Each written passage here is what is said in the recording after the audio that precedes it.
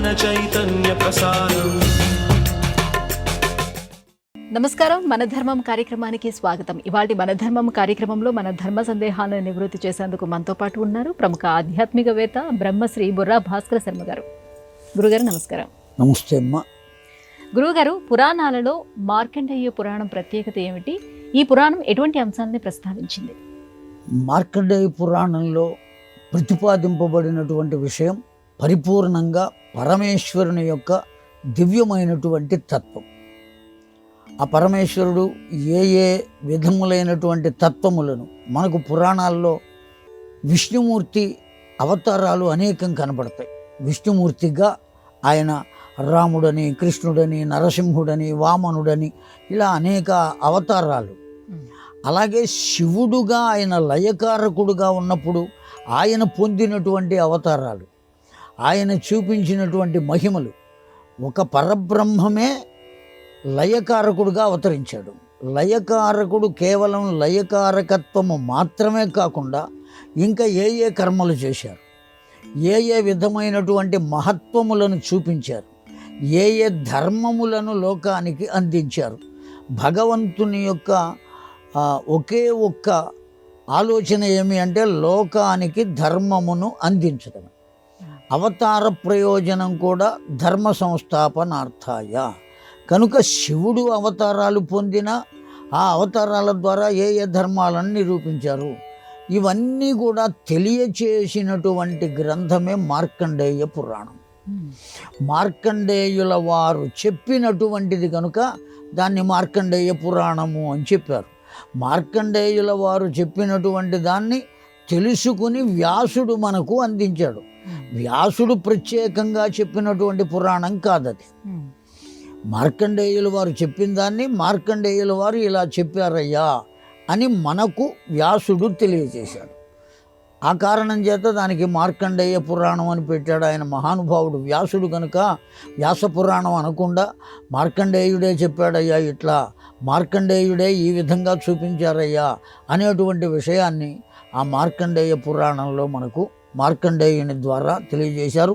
మార్కండేయుడు అనబడేటువంటి వాడు మహానుభావుడైనటువంటి ఋషి. మరుద్వతికి కలిగినటువంటి పిల్లవాడు. మృకండ మహర్షి మరుద్వతికి కలిగినటువంటి పిల్లవాడు. ఎంత శక్తి కలిగిన వాడు మార్కండేయుడు అంటే అతడు చెప్పిన పురాణం అంత దివ్యమైనటువంటిది అని మనం ఊహించడానికి ఆధారమైనటువంటి విషయం.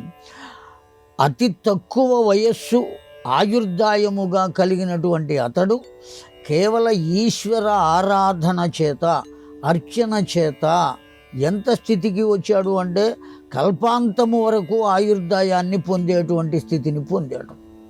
కనుక ఈశ్వరార్చన చేయటం వల్ల అపమృత్యు దోషం పోతుంది.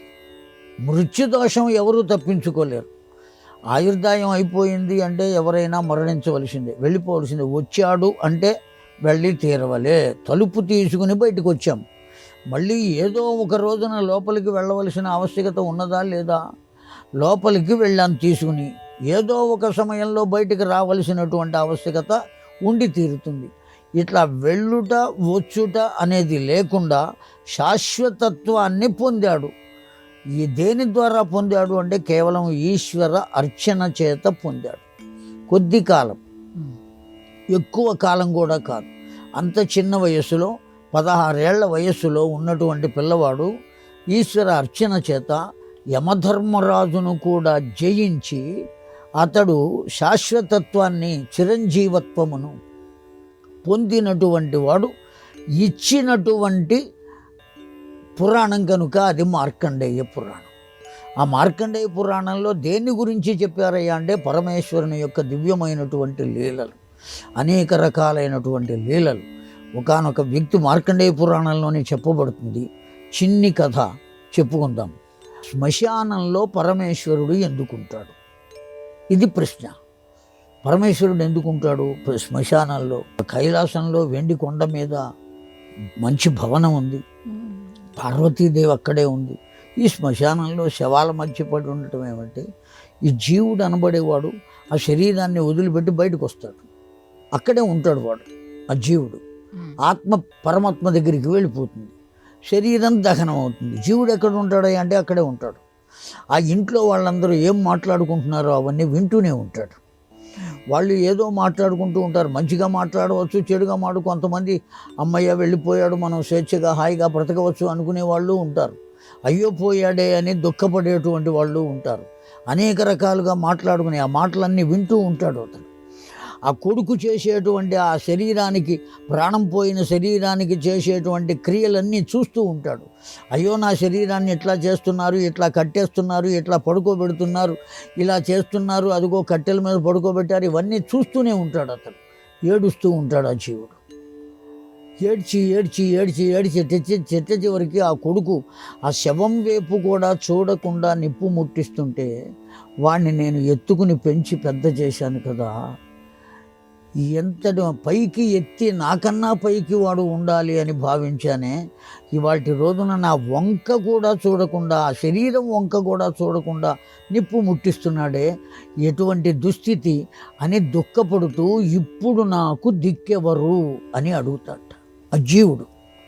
అడిగితే ఆ జీవుడి భుజం మీద చెయ్యి వేసి తన వైపుకు తిప్పుకుని చూస్తాట ఒక్కసారి. ఆ జీవుడు చూస్తాడు, ఎవరున్నారు ఎదురుకుండా. భుజం మీద చెయ్యి వేసి ఎదురుకుని తన వైపుకు తిప్పుకున్నది ఎవరై అంటే సాక్షాత్తు పరమేశ్వరుడే. తన వైపుకు తిప్పుకుంటాడు ఆ పరమేశ్వరుడు. నాన్నా, ఇప్పుడు నాకు దిక్కెవరు అని నువ్వు బతికుండగానే అడిగుంటే ఇప్పుడు నీకు దుఃఖం ఉండేది కాదురా. అప్పుడు అడగలేదు, కనీసం ఇప్పుడైనా అడిగావు కనుక నీకు నేను దిక్కురా అని ఆ జీవుడికి బలాన్ని ఇవ్వటం కోసం శ్మశానంలో ఉంటాడు. కనుక అంత దివ్యమైన ఆ ఈశ్వర తత్వాలు ఏవైతే ఉన్నాయో ఆ తత్వాలను అన్నిటినీ మార్కండేయుడు ఆ పురాణంలో తెలియజేశాడు. అది మార్కండేయ పురాణం యొక్క గొప్పతనం. ఇంకా ఇటువంటివి కోకొల్లలుగా ఉన్నాయి మార్కండేయ పురాణం. చాలా చాలా దివ్యమైనదమ్మా. ప్రతి మనిషి దైవంతో సమానమని మన సంప్రదాయం చెప్తుంది. ప్రతి మనిషి దైవమే అయినప్పుడు మళ్ళీ ప్రత్యేకంగా దైవానికి పూజ ఎందుకు? ప్రతి మనిషి దైవం అనే దాంట్లో ఏమాత్రం అసత్యం లేదు. మళ్ళీ దైవాన్ని మనం అర్చించాలి అంటంలో కూడా ఏమీ అసంబద్ధమైనటువంటి విషయం కాదు. ప్రతి మనిషి దైవమే అని మనం గుర్తించాలి అంటే ముందు దైవాన్ని అర్చించాలి. ముందు దైవాన్ని అర్చించకుండా ప్రతి వ్యక్తిలోనూ మనం దైవాన్ని చూడలేము. దైవం అని చెప్పటం వేరు, దైవాన్ని దర్శించటం వేరు. దైవం అని చెప్పడానికి ఎవరైనా చెబుతారు, మాటలు వచ్చిన ప్రతి మనిషి దైవంతో సమానం అయ్యా దాందే ఉంది అని నమస్కారం చేస్తారు. కానీ దైవంగానే భావించటం వేరు, చెప్పటం వేరు. దైవ భావన ప్రతి మనిషిలోనూ దైవాన్ని చూడగలిగినటువంటి భావన మనకు కలగాలి అంటే ముందు మనం ఎవరిని అర్చించాలి? మేడ మీదకు చేరుకోవాలి అంటే పైన మెట్టు కాదు కావలసింది. ఏ మెట్టు కావాలి? మొదటి మెట్టు కావాలి.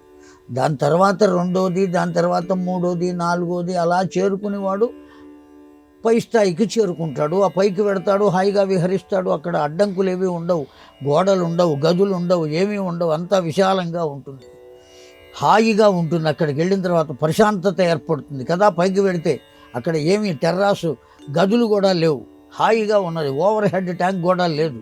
నిశ్చింతగా హాయిగా కూర్చోవచ్చు. మనం అంత హాయిని పొందవచ్చు.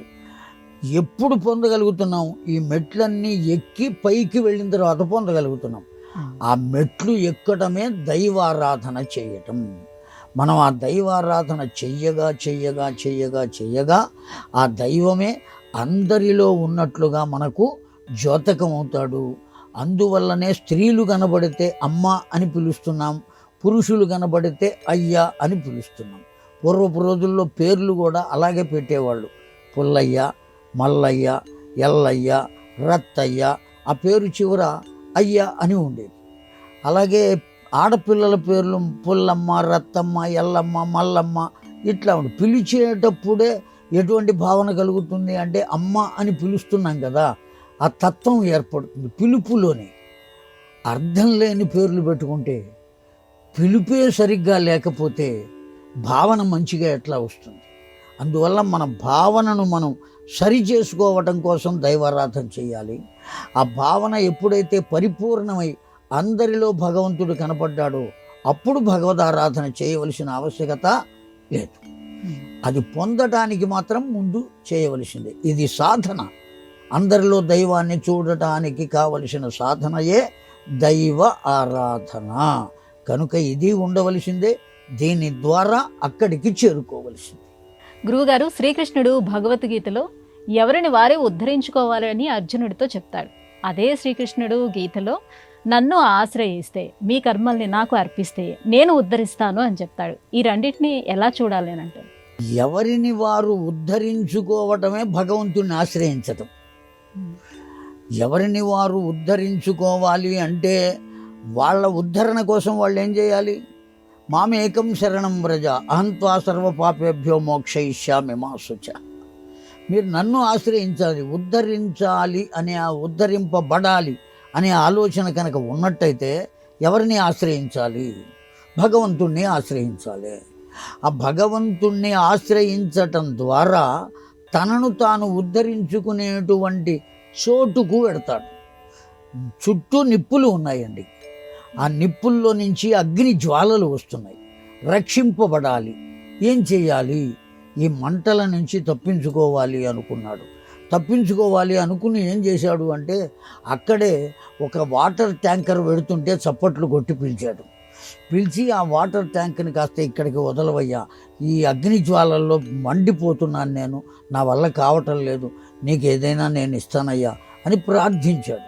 ఎప్పుడైతే ప్రార్థించాడో వాడు ఏం చేశాడు? నీళ్లు వదిలాడు. ఈ అగ్ని చల్లారిపోయింది, బయటపడ్డాడు. ఉద్ధరింపబడ్డాడా లేదా? ఉద్ధరింపబడ్డాడు. తాను ప్రయత్నం చెయ్యకుండా ఉద్ధరింపబడ్డాడా? చేస్తే ఉద్ధరింపబడ్డాడా? ప్రయత్నం చేశాడు. ఏమిటయ్యా ప్రయత్నం అంటే, ఆ వాటర్ ట్యాంక్ అతన్ని ప్రార్థించటం, వాడి ద్వారా పొందాలి అని వాడిని బ్రతిమలాడుకోవటం, ఇవన్నీ చేశాడు. ఇప్పుడు ఆ వాటర్ ట్యాంక్ వాడు ఎవరయ్యా అంటే సాక్షాత్తు కృష్ణ పరమాత్మ. ఉద్ధరింపబడేటువంటి వాడు చేసిన ప్రయత్నం తనకు తాను ఉద్ధరింపబడటానికి చేసేటువంటి ప్రయత్నం. కనుక ఎవరిని వారే ఉద్ధరించుకోవాలి అనే మాట సత్యమే. ఆ ఉద్ధరింపబడటం కోసం నన్ను ఆశ్రయించండి అనబడేటువంటి మాట సత్యమే. కనుక భగవద్గీతలో భగవంతుడు చెప్పిన 2 వాక్యములు ఒకదానికొకటి వ్యతిరేకంగా లేవు. ఆ 2 సమానమైనవే, సత్యమైనవే, సాధుపూర్ణమైనవే. సందేహించవలసిన ఆవశ్యకత లేదు. గురుగారు, విష్ణువు నాభి నుండి బ్రహ్మ ఆవిర్భవించాడంటారు. అలా బ్రహ్మ ఆవిష్కారం కావటంలో ఆంతర్యం ఏమిటి? చాలా మంచి ప్రశ్న. చాలామందికి ఉండే, చాలామంది అనుకుంటూ ఉంటారు, నాభి నుండే ఎందుకు రావాలి? చెవులో నుంచి రావచ్చు, ముక్కులో నుంచి రావచ్చు, చేతుల నుంచి, అసలు దేని నుంచి కాకుండా తనంతట తానే సంకల్ప మాత్రం చేత అక్కడ కూర్చోవచ్చు కదా, నాభి నుంచే ఎందుకు రావాలి అనేటువంటి ప్రశ్న ఉత్పన్నమవుతుంది. ఒక్కటే కారణమమ్మ దానికి. సృష్టి అనబడేటువంటి దానికి ఆధారం నాభి. ఓ పిల్లవాడిని ప్రసవించినప్పుడు ఆ పిల్లవాడి నాభి నుండి తల్లి యొక్క పేగు బంధం అయి ఉంటుంది. ఆ తల్లి యొక్క పేగు ఈ పిల్లవాడికి ఎక్కడ కలిసి ఉంటుంది? ఆ పిల్లవాడి శరీరంలో నాభి దగ్గరే కలిసి ఉంటుంది. ఆ పురుడు పోసినటువంటి మంత్రసాని నాభిని కోసి అక్కడ కట్టు వేసి గుర్తు పెట్టి జాగ్రత్తగా ఆపుతుంది. ఆ నాభి నుంచి ఆధారం అయి ఉంటుంది. కనుక సృష్టి కలిగేదానికి ఆధారం ఏది అంటే నాభి. లోపల ఉండేటువంటి పసివాడు బ్రతికే ఉంటున్నాడు. అది చీకటి గది, అక్కడ ఏసీలు లేవు. పోనీ ఏమైనా ఎలక్ట్రిసిటీ ఉందా అంటే కరెంటు లేదు, దీపాలు కనబడవు, చిమ్మ చీకటి. అందులో ఆ గర్భసంచిలోనే మలమూత్రాదులు ఉన్నాయి, వాటి మధ్య పడి తిరుగుతూ ఉంటాడు ఆ పసివాడు. వాడికి ఏమీ తెలియదు, అమాయకంగా తిరుగుతూ ఉంటాడు. లోపల ఎట్టా బతుకుతాడు వాడు? ఓ గాలి లేదు, ఏమీ లేదు, ఎట్టా బతుకుతాడండి వాడు? బయటకు వచ్చిన తర్వాత కాస్త గాలి లేకపోతేనే అష్యో అని విసురుకుని మనం ఏసీ గదుల్లోకి పరుగు పెడుతున్నామే, వాడు ఎట్లా బ్రతుకుతున్నాడు? ఆ లోపల ఉన్నవాడు ఆ పిండంగా ఉన్నప్పుడు పోనీ ఎట్టగో ఉన్నాడు అని అనుకుందాం. పిండం నుంచి అతడు కరచరణాది అవయవములను పొందిన తరువాత, ప్రాణప్రతిష్ఠ జరిగిన తర్వాత 3 నెలలు ఉంటున్నాడు. 6వ నెల దగ్గర నుంచి 9వ నెల దాకా, లేదా 10వ నెల అయితే 4 నెలలు ఉంటాడు. ఈ ఉన్నవాడు ఎలా ఉండగలుగుతున్నాడు? తల్లి తీసుకునేటువంటి శ్వాసను వాడు కూడా పంచుకుంటున్నాడు. తల్లి తీసుకునే ఆహారాన్ని వాడు కూడా పంచుకుంటున్నాడు. దేని ద్వారా పంచుకుంటున్నాడు? ఆ తల్లి ఏమైనా గోరుముద్దలు కలిపి చందమామ రావే జాబిల్లి రావే అని ఆ పసిపిల్లవాడికి పెడుతోందా అంటే ఆవిడ తిన్న ఆహారమే ఆవిడ యొక్క ఆహార నాళము నుండి ఏర్పడినటువంటి ఒకానొక నాళము ద్వారా ఆ పిల్లవాడి నాభికి ఏర్పడి ఆ ఆహారము ఆ నాభి ద్వారా అతడి కడుపులోకి చేరుతున్నది. గాలి ఆ తల్లి తీసుకునేటువంటి శ్వాస పెడుతున్నది కనుక ఆ నాళం దేనికి కలిసి ఉంటుంది ఆ పిల్లవాడికి అంటే నాభి వద్ద కలిసి ఉంటుంది. దాన్నే బొడ్డు కోయుట అని అంటారు. కనుక ఆ నాభి నుంచే వస్తుంది కనుక సృష్టికి ఆధారం నాభి కనుక సృష్టికర్త అయినటువంటి వాడు భగవంతుని నాభి నుండే వచ్చెను. ఇది ఆ పురాణం వెనుక ఉన్న వేదాంత తత్వం. ఆ పద్మమే తల్లి గర్భం, ఆ నాళమే ఆ తల్లి నుండి వచ్చిన పేగు. అర్థమైందా అండి? ఆ పుట్టినటువంటి వాడు ఆ బ్రహ్మయే ఈ పసిపిల్లవాడు. ఇది దాని వెనుక ఉన్న వేదాంత తత్వ రహస్యం. గురుగారు, బ్రహ్మర్షి విశ్వామిత్రుడు త్రిశంకు స్వర్గాన్ని ఎందుకు సృష్టించాడు? చాలా తేలికైనటువంటి ప్రశ్న. త్రిశంకు స్వర్గాన్ని ఎందుకు సృష్టించాడు అంటే త్రిశంకువు అనబడేటువంటి వాడు స్వర్గానికి వెళ్ళే అవకాశం లేదు. ఎందుకంటే శాపవశం చేత చండాలుడై ఉన్నాడు. ఆ చండాలత్వము చేత అది కలిగినటువంటి వాడు, ఆ శాపాన్ని పొందినవాడు స్వర్గానికి వెళ్ళే అవకాశం లేదు. ఏ విధమైన మలినము ఉన్నా సాధు పదార్థంలో చేర్చేటువంటి అవకాశం లేదు. కాఫీ కాచినా మానవ జాతి ఏం చేస్తోంది? ఆ వస్త్రాన్ని పెట్టి దాన్ని వడబోసి ఆ డికాషన్ ఆ పొడి లోపలికి కిందికి దిగకుండా జాగ్రత్తగా చూస్తోంది. స్వచ్ఛంగా ఉండేట్టు ఆ పొడి అందులో ఉండకుండా చూస్తోంది. కనుక మలినం అనేటువంటిది ఏది ఉండకుండా స్వచ్ఛంగా ఉండాలి. ఎప్పుడైతే శాపాన్ని పొంది చండాలుడై ఉన్నాడో స్వర్గానికి వెళ్ళే అవకాశం లేదు. అతడు ఎందుకు వెళ్ళాలి అనుకున్నాడు? వశిష్ఠుణ్ణి అడిగాడు, నేను పంపించను అన్నాడు. ఆ వశిష్ఠుడికి విశ్వామిత్రుడికి మధ్యలో స్పర్ధ ఉన్నది కనుక విశ్వామిత్రుడిని అడిగితే నన్ను పంపుతాడు అనే ఆలోచనతో విశ్వామిత్రుడి దగ్గరికి వచ్చాడు. అక్కడ కూడా వీరిద్దరి మధ్య తగవు పెడదామనే ఆలోచనతోనే వచ్చాడు ఆ త్రిశంకు. ఆ కారణం చేత ఎప్పుడైతే అడిగాడో, అడిగిన వాడు నన్ను స్వర్గానికి పంపవయ్యా అని మామూలుగా అడిగితే విశ్వామిత్రుడు కూడా ఒప్పుకునేవాడు కాదు. వశిష్ఠుడు నన్ను పంపనన్నాడయ్యా అని చెప్పాడు. ఆ కారణం చేత వశిష్ఠుడు పంపనంటాడా, నే పంపుతా అని వశిష్ఠుని మీద ఉండే స్పర్ధ చేత తన తపోశక్తిని అంతటినీ ఉపయోగించి స్వర్గాన్ని సృష్టించాడు. సృష్టించి ఆ స్వర్గానికి పంపాడే కానీ అసలైనటువంటి స్వర్గానికి త్రిశంకును పంపలేకపోయాను. తానే బ్రహ్మర్షి కావడానికి ఎంతకాలం తపస్సు చేశాడు? అది ఎవరి వల్ల కాదు. కాకపోతే ప్రత్యేకమైనటువంటి సృష్టి చేశాడు. సృష్టికి ప్రతి సృష్టి కూడా చేశాడు. లోకంలో బ్రహ్మదేవుణ్ణి కూడా ఎదిరించాడు అనేక రకాలుగా. తన యొక్క ఏం చేశాడు? దానివల్ల తన తపోశక్తిని అంతటినీ వ్యయం చేశాడు. అంతే తప్ప ప్రయోజనాన్ని మాత్రం ఏమీ పొందల. త్రిశంకు స్వర్గానికి వెళ్ళినా ఒకటే, వెళ్ళకపోయినా ఒకటే. వాడు ఎక్కడున్నాడంటే ఆ స్వర్గానికి భూమండలానికి మధ్యలో వెళ్ళాడాడు తప్ప అసలైన స్వర్గంలో అతడు ఉండల. తల్లక్రిందులుగానే ఉన్నాడు ఆ త్రిశంకు. ఎవరైనా తాను చేసిన దాన్ని అనుభవించకుండా వెళ్ళిపోయే అవకాశం లేదమ్మా, ఎట్టి పరిస్థితుల్లోనూ లేదు. చేశామా తప్పైనా ఒప్పైనా తప్పక అనుభవించవలసిందే. వండుకున్న పదార్థం తింటే తరగాలి, లేదు పారబోస్తే తరగాలి, అంతే తప్ప ఉన్నది ఉన్నట్టుగా తరిగే అవకాశం లేదు. కనుక మనం అనుభవించాలి, ఎవరైనా దాన్ని తొలగించాలి, లేకపోతే తొలగదు.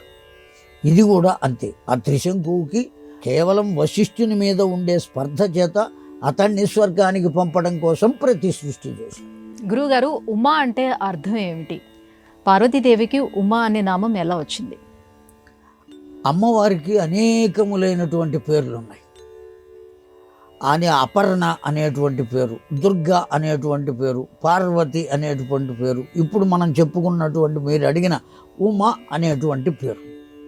అనేక రకాలైనటువంటి ఆ పేర్లలో ఉమ అనేటువంటి పేరు ఎందుకు వచ్చింది అనేటువంటిది మన ప్రశ్న.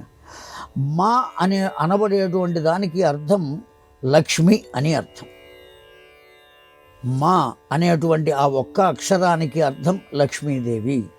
ఊ అంటే ఇది ఏది నాకు వలదు అని ఏదైతే చెప్పగలిగిన తత్వం ఉన్నదో ఆ తత్వాన్ని ఉమాతత్వము అని అంటారు. సంపదలతో పని లేదు. దేంతో పని ఉన్నది? కేవలం తన అధిష్టాత అయినటువంటి దైవం ఎవరైతే ఉన్నారో ఆయనతో మాత్రమే పని ఉన్నది. అలా ఎవరు ఉండగలుగుతారో వాళ్ళందరూ ఎవరితో సమానం అంటే ఉమాదేవితో సమానమే. ఉమా అని ఆ కారణం చేత సర్వ సంపదలను కూడా ఏవి కూడా అంగీకరించక కేవలం దానికి ఉదాహరణగా మనకు అనేకమైనటువంటి చిత్రకథలు అని ఉన్నాయి. ఒకానొక సందర్భంలో లక్ష్మీదేవి పార్వతీదేవిని అపహసించినట్లుగా ఓ చిత్రకథ ఉన్నది, అవమానపరిచినట్టుగా. ఎందుకంటే ఆవిడ మెళ్ళలో పుస్తెల తాడు, అది కూడా పసుపు తాడు తప్ప ఇంకొకటి లేదు పార్వతీదేవి మెడలో. లక్ష్మీదేవికి అనేక రకాలైనటువంటి ఆభరణాలు ఉన్నాయి. అవమానపడింది. అవమానపడి ఇంటికి వచ్చి భర్తను అడిగిందట. భర్తను అడిగితే ఇట్లా నాకు అవమానం జరిగింది, నాకు కూడా ఏమన్నా నగలు చేయించండి అని. ఎవరు అడిగింది? పార్వతీదేవి. సరే చేయిస్తాను, తప్పనిసరిగా బంగారం కావాలి కదా. నువ్వు ఎవరి దగ్గర బంగారాన్ని చూచావో వారి దగ్గరికి వెళ్ళి నేను ఒకటి ఇస్తాను, దానికి తూచగలిగిన బంగారాన్ని నువ్వు తీసుకురాగలిగితే నేను నీకు ఏ నగలు కావాలంటే నగలు చేయిస్తానన్నాడు పరమేశ్వరుడు. ఇవ్వమన్నది. చిటికెడు భస్మాన్ని ఆవిడ చేతిలో వేసి దీనికి తూచగలిగినటువంటి బంగారాన్ని తీసుకురమ్మన్నాడు. ఆవిడ వెళ్ళింది, లక్ష్మీదేవి దగ్గరికి వెళ్ళింది. నీ దగ్గర ఉన్న బంగారం ఇదిగో, ఇది తూచగలిగిన బంగారం ఇస్తే చాలు అంటే లక్ష్మీదేవి కూడా ఇంతేమిటి, నీకు ఎంత కావాలన్నా ఇస్తాను, నువ్వు అడిగావు నాకు అంతే చాలు అనే ఉద్దేశంతో ఆవిడ బంగారాన్ని తీసుకొచ్చి కాటాలో వేస్తే ఎంత వేసినా తూగలేదు. అప్పుడు ఆ శివుని చేత ఇవ్వబడిన భస్మము ఎంత విలువైనదో ఎవరికి తెలిసింది? పార్వతీదేవికి తెలిసింది. అటు లక్ష్మీదేవికి కూడా తెలిసింది. కనుక అసలైన సంపద ఏమిటో తెలుసుకుని ఆ సంపదను మాత్రమే తను కోరుకుంటూ ఈ నశించేటువంటి సంపదను ఎప్పుడైతే నిరసించిందో అప్పుడు ఆమెకు ఉమా అనేటువంటి పేరు వచ్చింది. ఇది ఉమా వెనుక ఉన్నటువంటి దివ్యత్వం. గురుగారు, ఇవాళ మన ధర్మం కార్యక్రమంలో మాకు వచ్చినటువంటి ఈ ధర్మ సందేహాలన్నీ కూడా నివృత్తి చేసినందుకు ధన్యవాదాలండి. శ్రీమాత్రే నమః. ఇది ఇవాళ మన ధర్మం కార్యక్రమం. రేపటి మన ధర్మం కార్యక్రమంలో మళ్ళీ కలుసుకుందాం. నమస్కారం. ఈ కార్యక్రమాన్ని తిరిగి చూడాలనుకుంటే www.youtube.com/ETV Life Spiritual లో చూడవచ్చు.